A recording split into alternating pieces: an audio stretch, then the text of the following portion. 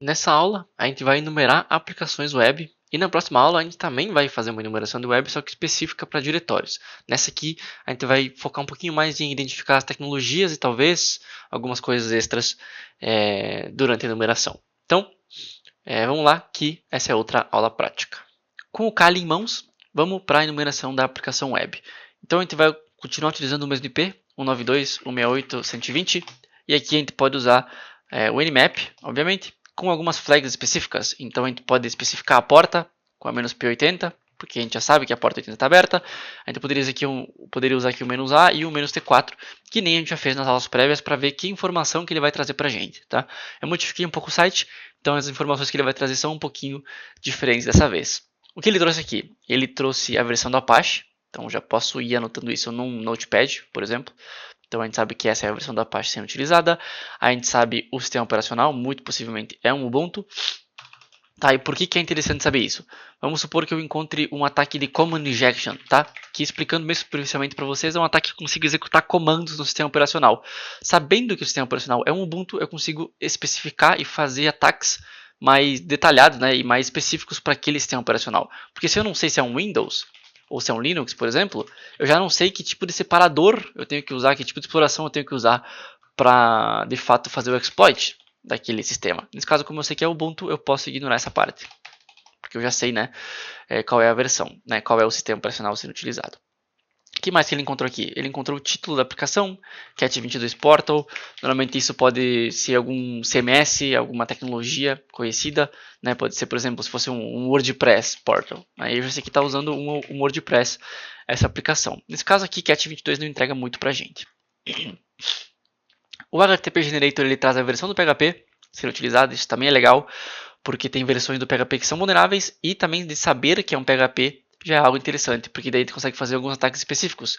Por exemplo, o ataque de file upload, que leva a RCA, ele é muito comum de acontecer em PHP, mas ele não é tão comum de acontecer em algumas linguagens mais modernas, por causa da natureza, né, daquele framework, daquela linguagem.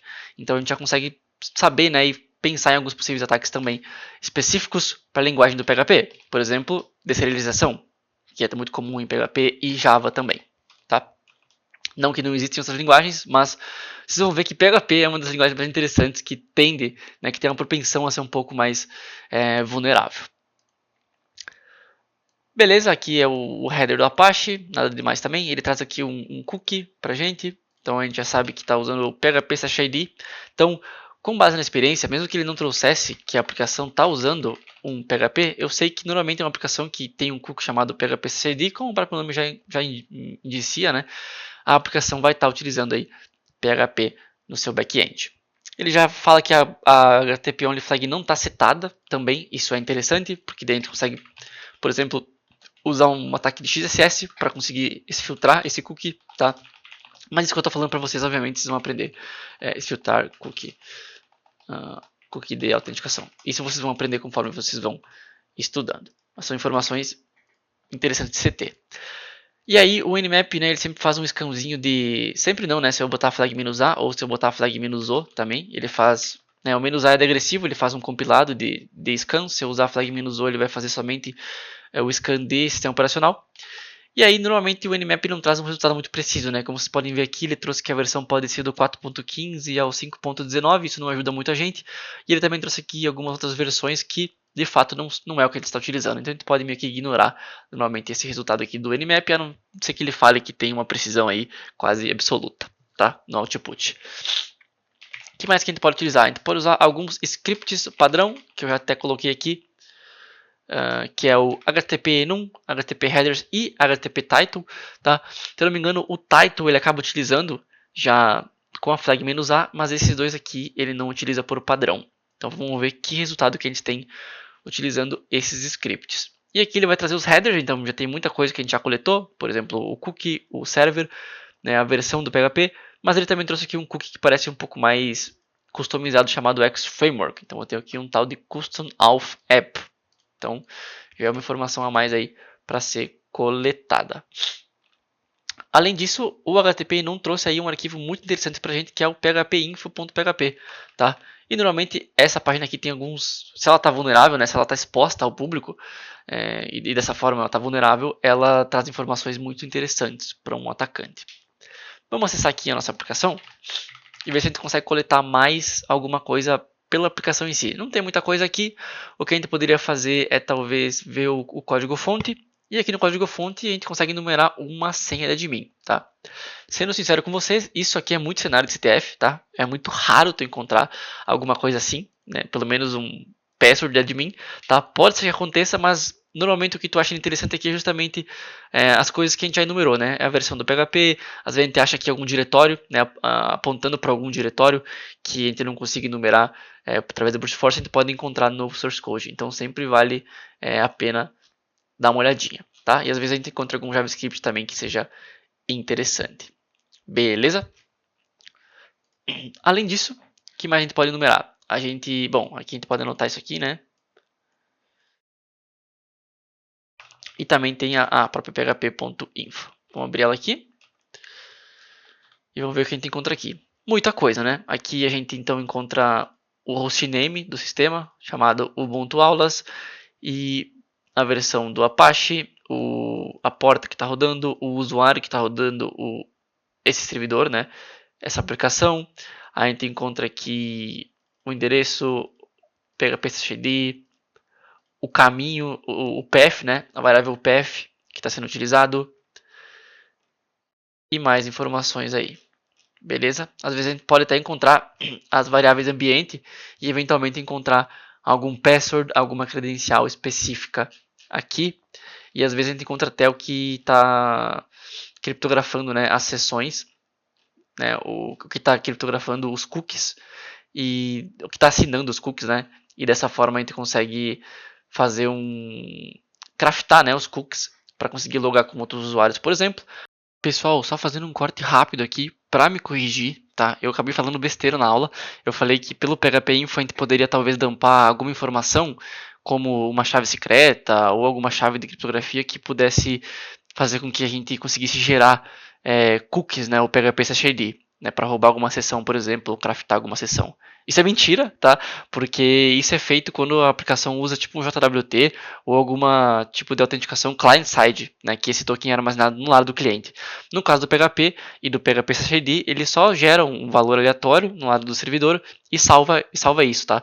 Então, a gente não conseguiria gerar esse token manualmente dumpando alguma dessas informações que eu acabei falando que daria, tá? A não ser que seja alguma aplicação mais customizada, né, que, sei lá, criptografa o token, o cookie por algum motivo, mas isso seria um pouquinho mais diferente do comum. Então, só me corrigindo, a gente não conseguiria dumpar alguma informação nesse sentido para craftar uma sessão falsa, por exemplo, mas a gente conseguiria dumpar variáveis do ambiente, então a gente poderia dumpar, por exemplo, uma secret key da AWS, né, só utilizando aí como um exemplo, ou um password que esteja aí nas variáveis do ambiente, como o password do MySQL, o password do banco de dados que a aplicação está utilizando.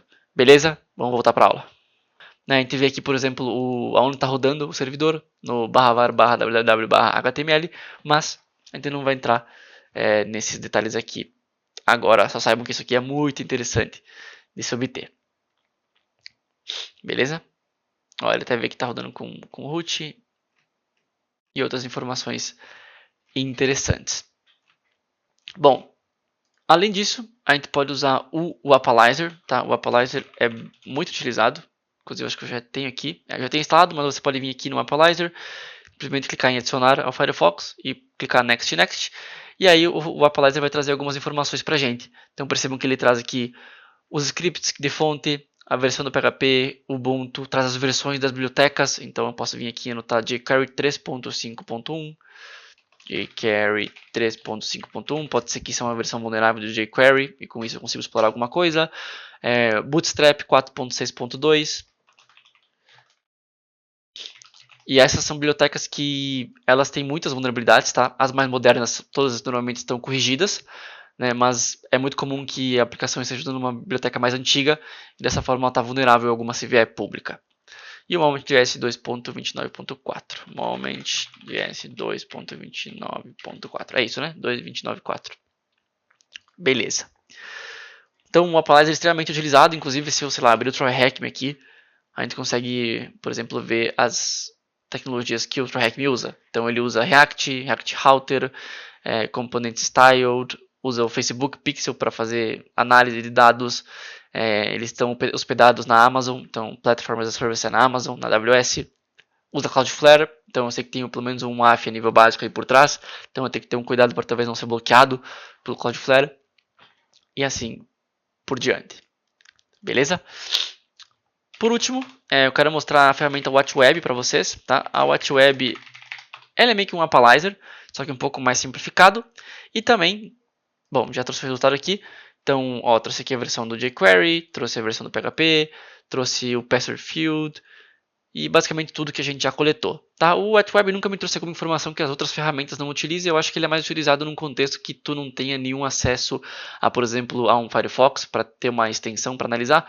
Se tu tem somente um terminal, aí sim tu pode usar o WatchWeb e ele vai ser útil. E além do WatchWeb, tu tem o Nuclei. Então, para usar o Nuclei, "-u" e o Target, e tu pode usar "-t Technologies". Então, o "-t" é basicamente para especificar um template específico. Tá? E se o teu Kali Linux não veio com o Nuclei, obviamente, é só tu dar um apt install Nuclei, né, com o sudo. E aí aqui ele já detecta algumas informações. Então, ele trouxe aqui a versão do PHP também, trouxe que está usando um Apache genérico, trouxe o Bootstrap, trouxe o PHP novamente e a versão do Apache. Nada que a gente já não tenha coletado, tá? Nuclei é uma ferramenta muito utilizada, principalmente sem esse template, porque daí sem o template ele já vai começar a achar algumas coisas a mais para a gente, mas isso a gente vai ver na aula de exploração. Beleza? Então, basicamente são essas ferramentas, pessoal. Espero que vocês tenham aprendido aí alguma coisinha. É óbvio, aqui é só o básico das ferramentas, tá? Existem inúmeras ferramentas, inúmeras ferramentas. Por exemplo, a gente pode dar um inspect aqui e ver se tem algum JavaScript rodando, né, nessa aplicação. Então, a gente pode vir aqui em, em Debugger e a gente vê que não tem nenhum JavaScript rodando na aplicação, né? Pelo menos nenhum arquivo JavaScript. Mas se a gente entrar num TryHackMe da vida, a gente vai ver que muito provavelmente ele vai ter algum arquivo JavaScript rodando, certo? Vem aqui em console não, debugger. Então, ó, olha de domínios que tem. E aqui dentro vai ter um JavaScript. Eu poderia enumerar esse JavaScript. Né? Muitas das vezes é um JavaScript de uma biblioteca que tu não vai achar nada, por mais que tu veja que tem muito conteúdo. Né? Quando a gente é iniciante, a gente pensa, meu Deus, é muita coisa para ler, deve ter alguma coisa aqui. Muitas das vezes não tem nada, né? Porque isso aqui é tudo texto padrão da biblioteca que ele está utilizando, né? Não foi alguém que veio aqui e escreveu isso de fato. Mas tem ferramentas que fazem a análise do arquivo JavaScript. Então isso, de certa forma, também seria a enumeração, né, da aplicação web. Mas isso fica aí para um conteúdo um pouco mais além. Então, por exemplo, se eu quero me especificar em bug bounty, que é muito comum que a galera encontra segredos, né, dentro dos JavaScripts, aí eu tenho que estudar um pouco mais sobre as ferramentas, tá? O que não cabe aí a esse curso de agora. Próxima aula, a gente vai dar uma olhadinha em enumeração de diretórios. Então, eu vejo vocês lá.